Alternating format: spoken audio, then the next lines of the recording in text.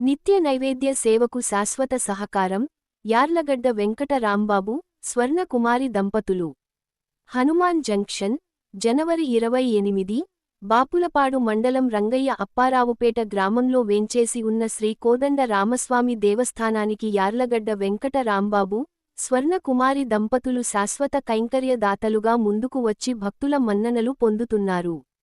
స్వామివారికి నిత్యం సమర్పించే మహా నైవేద్యానికి ప్రతి నెల 26 కేజీల బియ్యం, 1 కేజీ పెసరపప్పును శాశ్వతంగా అందజేయనున్నట్లు ఆలయ అభివృద్ధి కమిటీ కోశాధికారి పరుచూరి సుకన్య తెలిపారు. ఈ సందర్భంగా పరుచూరి సుకన్య మాట్లాడుతూ, గతంలో ఆలయ అభివృద్ధి కార్యక్రమాలకు యార్లగడ్డ వెంకట రాంబాబు, స్వర్ణకుమారి దంపతులు 1,21,116 రూపాయలు విరాళంగా అందజేశారని గుర్తు చేశారు. అదేవిధంగా స్వామివారి నిత్య పుష్పార్చనకు ప్రతి సంవత్సరం రూ. 6,000 రూపాయలు శాశ్వతంగా సమర్పిస్తున్నారని వెల్లడించారు.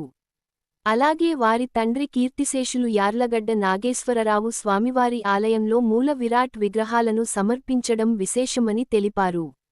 దాతల నిరంతర సహకారంతో స్వామివారికి నిత్య కైంకర్యాలతో పాటు పర్వదినాల్లో ప్రత్యేక పూజలు, అభిషేకాలు, అన్నప్రసాద వితరణ కార్యక్రమాలను భక్తిశ్రద్ధలతో నిర్వహిస్తున్నామని పేర్కొన్నారు.